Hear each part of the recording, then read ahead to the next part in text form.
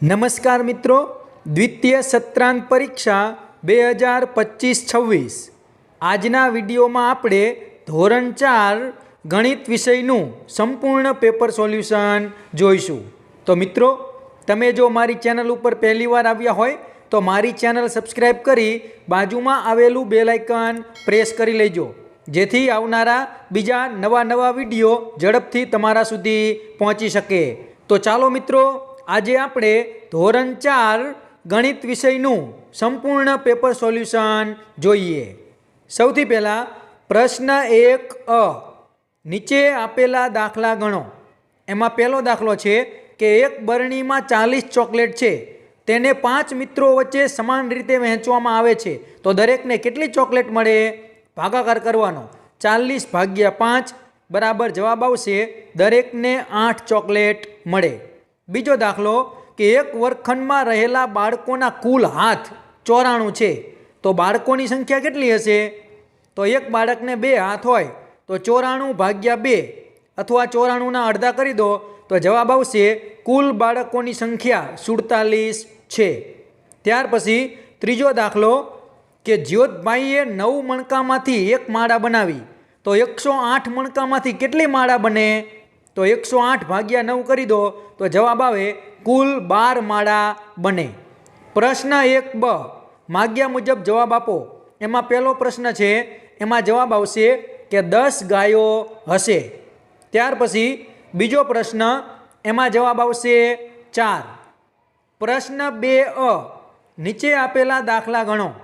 તો જુઓ, પહેલો દાખલો છે એ મેં ગણેલો છે, કિગ્રા ગ્રામ 23 કિગ્રા 550 ગ્રામ। એમાંથી આપણે બાદ કરવાના છે 12 કિગ્રા 150 ગ્રામ, તો કેટલા વધે? તો જવાબ આવશે 11 કિગ્રા 400 ગ્રામ બટાકા બાકી રહ્યા। બીજો પ્રશ્ન, એમાં આપણે કુલ કેટલું કાપડ વહેંચાયું? તો સરવાળો કરવાનો છે, 5.50 મીટર વત્તા 3.80 મીટર, તો જવાબ થશે 9.30 મીટર, તો કુલ 9.30 મીટર કપડું વેચાયું। જુઓ, મેં અહીં દાખલો ગણેલો છે।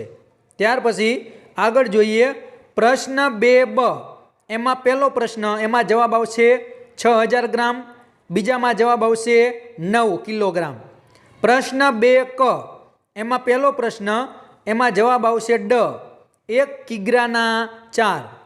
ત્યાર પછી પ્રશ્ન 3 માગ્યા મુજબ જવાબ આપો।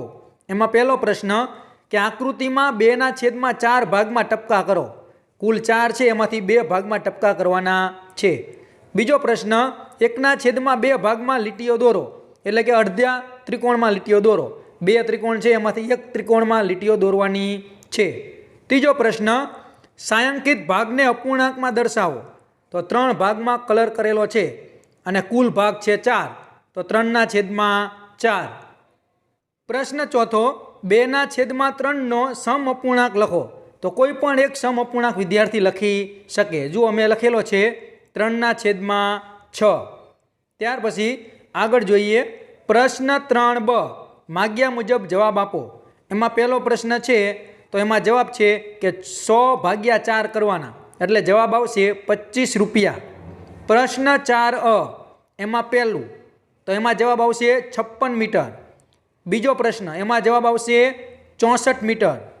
ત્રીજો પ્રશ્ન, એમાં આપણે દાખલો ગણવાનો છે। જો મેં ગણેલો છે કે બગીચાની પરિમિતિ બરાબર 4 ગુણ્યા લંબાઈ, તમે સૂત્રમાં કિંમત મૂકો એટલે જવાબ થાય 200 મીટર, પણ 2 હરોળ કરવાની છે, તો 200 ગુણ્યા 2 એટલે 400, તો 400 મીટર તાર જોઈએ।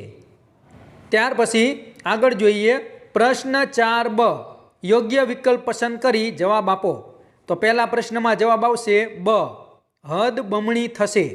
બીજા પ્રશ્નનો જવાબ આવશે હદ। ત્યાર પછી પ્રશ્ન 6 માગ્યા મુજબ જવાબ આપો।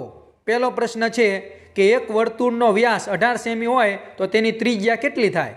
અડધી થાય, 18 ભાગ્યા 2 બરાબર 9, તો ત્રિજ્યા કેટલી થશે? 9 સેમી। બીજો પ્રશ્ન, વર્તુળ દોરો, તો વિદ્યાર્થી કોઈ પણ માપનું એક પરિકરની મદદથી વર્તુળ દોરશે।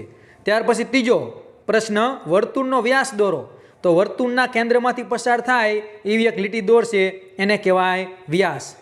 પ્રશ્ન 5 કે આપેલ વર્તુળમાં ત્રિજ્યા દોરો અને તેનું માપ લખો. તો આ રીતે આપણે વર્તુળના કેન્દ્રથી વર્તુળ સુધીની એક લીટી દોરવાની, એને કહેવાય ત્રિજ્યા, અને વિદ્યાર્થી પછી એનું માપ લખી અને ત્રિજ્યાનું માપ લખશે. જો અમે લખેલું છે 2 સેમી, તો વિદ્યાર્થીઓ ફૂટ લઈ અને માપી અને ત્રિજ્યાનું માપ લખશે.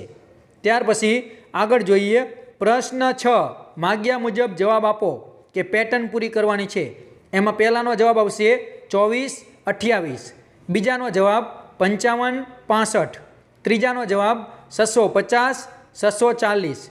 પછી પ્રશ્ન 6b, એમાં પણ આપણે વિકલ્પ પસંદ કરવાનો છે. તો પહેલા પ્રશ્નમાં જવાબ આવશે ડ, ત્રિકોણ આવશે. બીજા પ્રશ્નમાં જવાબ આવશે બ, ચોરસ.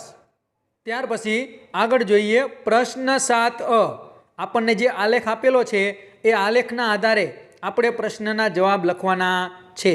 તો જુઓ પ્રશ્ન આપેલા છે. પહેલા પ્રશ્નનો જવાબ આવશે બુધવાર, બીજા પ્રશ્નમાં જવાબ આવશે 55, ત્રીજા પ્રશ્નમાં જવાબ આવશે મંગળવાર. ત્યાર પછી આગળ જોઈએ પ્રશ્ન 7b, આપણને જે વર્તુળ આલેખ આપેલો છે એના આધારે આપણે પ્રશ્નના જવાબ આપવાના છે. તો પહેલા પ્રશ્નમાં જવાબ આવશે 200 અને બીજા પ્રશ્નમાં પણ જવાબ આવશે 200. તો મિત્રો આ હતું ધોરણ 4 ગણિત વિષયનું પેપર સોલ્યુશન. જો આ વિડીયો તમને પસંદ આવ્યો હોય તો વિડીયો લાઈક કરજો, તમારા બીજા મિત્રોને શેર કરજો, અને તમે જો મારી ચેનલ ઉપર પહેલીવાર આવ્યા હોય તો મારી ચેનલ સબસ્ક્રાઈબ કરી બાજુમાં આવેલું બેલ આઇકન પ્રેસ કરી લેજો, જેથી આવનારા બીજા નવા વિડીયોની નોટિફિકેશન ઝડપથી તમને મળતી રહે. તો ચેનલ સબસ્ક્રાઈબ કરવાનું ભૂલતા નહીં. Thank you.